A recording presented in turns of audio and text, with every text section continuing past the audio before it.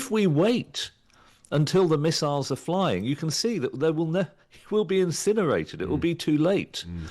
And that's one of the points I'm seeking to make, is that if you want to use the concept of self-defense and the concept of imminent, you have to do it in a realistic way rather than a narrow legalistic way, which effectively hands collateral, and this is the key point, Calum, to China, Russia, Iran, North Korea, and other actors that actually wish to destroy the global rules-based order, destroy international law. Let's now speak to Sunday Times columnist Matthew Syed, who's also been writing about the conflict in Iran and the choice of President Trump to go to war. He actually argues that the West's biggest weakness in all of this has been its own naivety. Matthew, good morning.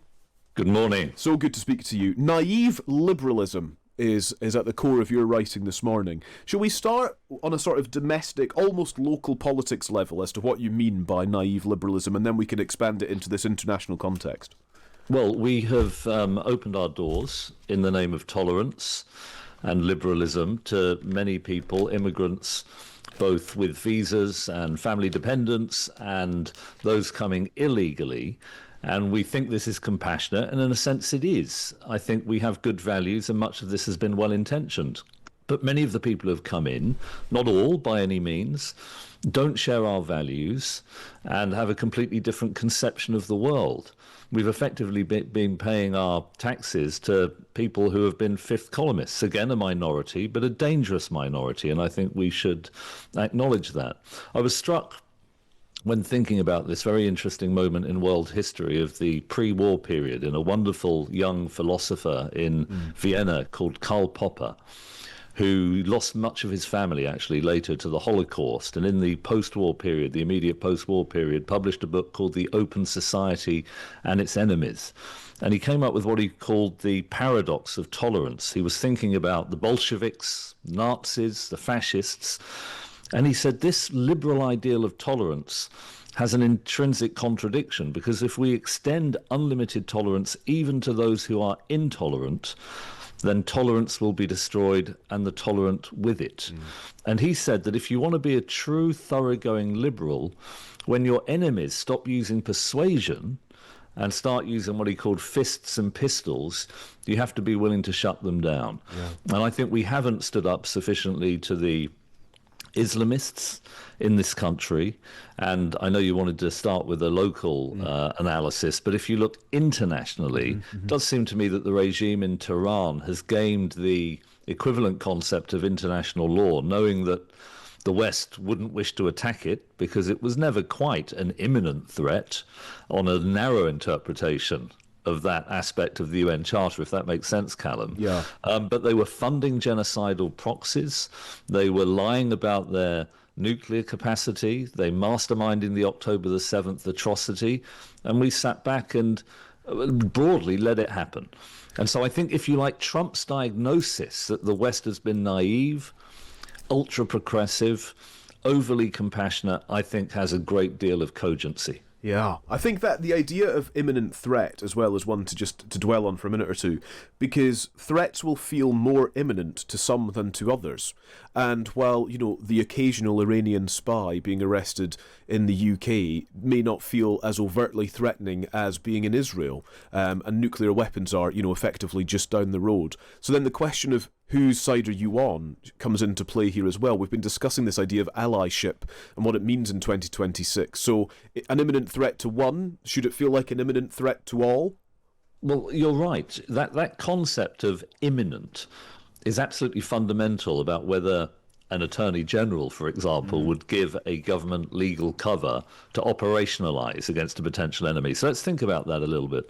If I understand the advice of Lord Hermer correctly, at least at the beginning, he was only prepared to offer legal cover for the British military to work once Iran had started attacking us. In other words, it's imminent when the missiles are flying. Yeah. But I want you just to imagine if Iran had got to nuclear weapons. The doctrine of mutually assured destruction, which is supposed to be a deterrent against using nuclear weapons, is that no one would be willing to issue a first strike because they would be killed in the inevitable counterattack. That works with someone like Putin, who clearly does not wish to die, I don't think. He lives in grotesque opulence, having stolen billions from the Russian people. I don't think Kim Jong-un wants to die. He has this huge imperial harem and clearly enjoys life. But you can't say that about the Ayatollahs. They welcome martyrdom. They are religious fundamentalists. And they have said that they wish to annihilate Israel, the little Satan, and the West, the great Satan. I think they would use it. But if we wait until the missiles are flying, you can see that they will be incinerated. It will be too late. And that's one of the points I'm seeking to make, is that if you want to use the concept of self-defense and the concept of imminent, you have to do it in a realistic way rather than a narrow legalistic way, which effectively hands collateral, and this is the key point, Calum, to China, Russia, Iran, North Korea, and other actors that actually wish to destroy the global rules-based order, destroy international law. I should say that I don't think Trump has any real interest in international law, precisely because it's been weaponized by our enemies. I don't like the Trumpian corrective. I think that, in a sense, the cure that he's offering is almost worse than the disease. But I think there is a rational, robust liberalism that can work. And I worry that we just lost sight of it, as they did in the interwar period. Yeah. How easy is it to identify when the red line, I suppose, of those who wish us harm, when they have got to that red line and when confrontation is then necessary? Well, perhaps I could use a practical example, Calum. Iran has established terrorist networks across the Middle East, as you know. Hezbollah, Hamas. Hamas, by the way, was democratically elected and now indoctrinates its, and before the Gaza war, I was a big critic of aspects of that, by the way, to hate Israel and to hate the West. And the Houthis in Yemen, who have been attacking global shipping in the sea off the coast, which has had a huge deadweight loss to the whole world, and was establishing enriching uranium, I think up to 60%. So the question is it imminent? Well, of course, you could say, well, it isn't quite imminent. Despite October the 7th, despite the civilian populations that have been terrorized, this is not open war in the sense of a war taking place with an official army across a sovereign border. The traditional paradigm of what might be thought. But can you see that the reason it isn't is because Iran are trying to go as far as they can, playing with that line, flirting with it, but without quite... The other thing to bear in mind is that Iran is an ally of China and Russia, both of which are on the Security Council. So you're never going to get unanimity. So that's a long answer. I'm fudging a little bit because you're saying, where is the line? I don't think there's an algorithm or mechanical rule that will tell you very straightforwardly. Obviously, there has to be some element of common sense.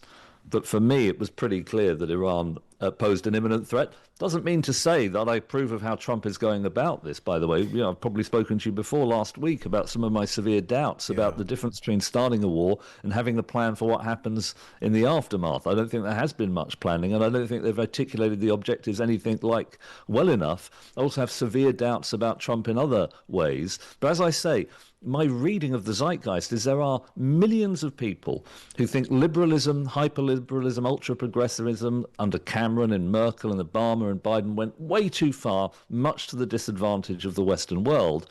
They don't approve of the Trumpian populist corrective. And I think there is an opportunity here for non-MAGA Republicans and for Democrats who can see and diagnose the terrible woke overreach and the open borders and all the rest of it.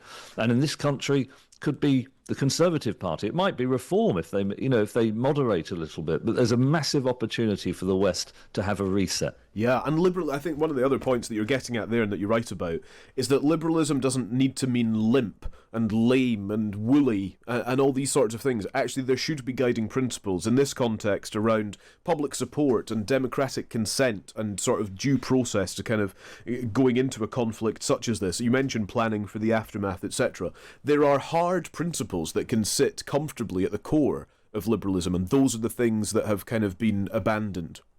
Well, the key, Calum, is that in a world where there are always going to be evil people, bad actors, those with malign intentions.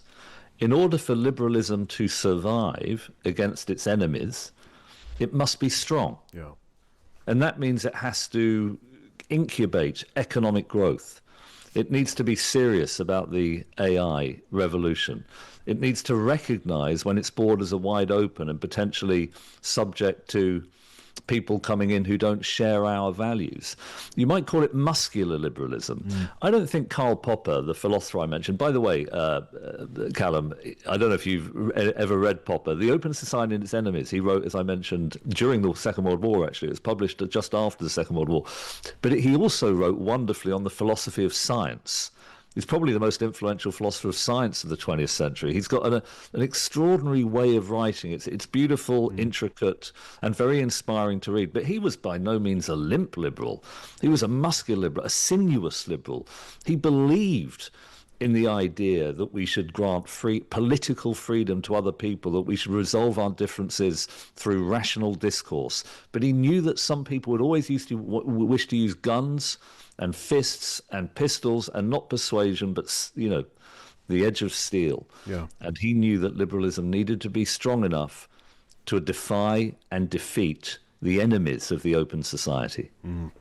Matthew, it's great to speak to you and get our thoughts provoked for a Sunday morning. Thank you very much. Thanks for your time.